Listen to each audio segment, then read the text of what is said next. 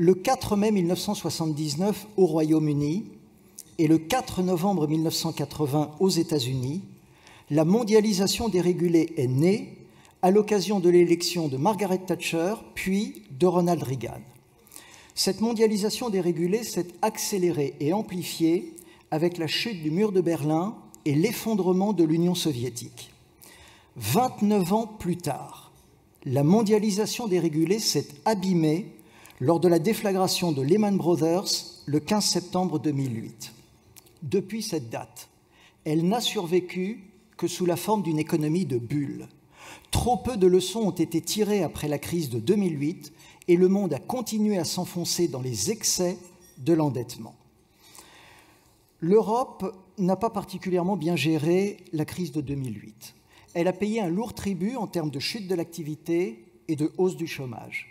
Elle a privilégié le retour à l'équilibre budgétaire et la hausse des taux d'intérêt.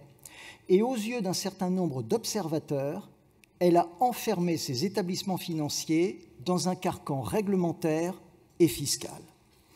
Face aux défis de la transition énergétique et de la révolution numérique, l'Europe a aujourd'hui des besoins en termes d'investissement qui sont gigantesques et auxquels la finance de marché seule n'est pas en mesure de répondre.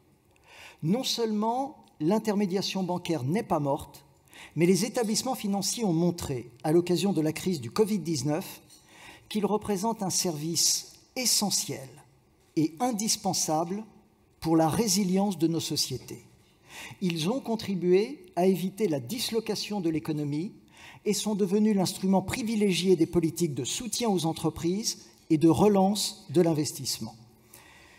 Les établissements financiers, mesdames et messieurs, jouent un rôle clé dans le fonctionnement de l'économie européenne.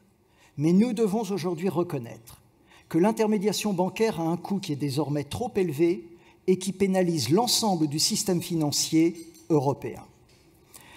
Les pandémies, au même titre que les crises systémiques ou que les grandes guerres, font basculer l'histoire. L'Europe doit impérativement se repenser en termes de souveraineté et de sécurité. Elle doit achever son union monétaire autour de ses établissements financiers et des marchés de capitaux.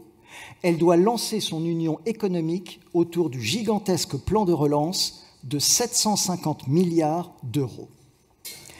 Comment pouvons-nous relancer une économie durable et comment pouvons-nous adapter les contraintes qui pèsent sur les établissements financiers?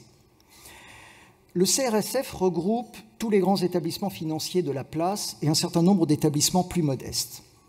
Il a pour vocation de promouvoir une régulation du secteur financier qui soit à la fois équilibrée et au service du bien commun.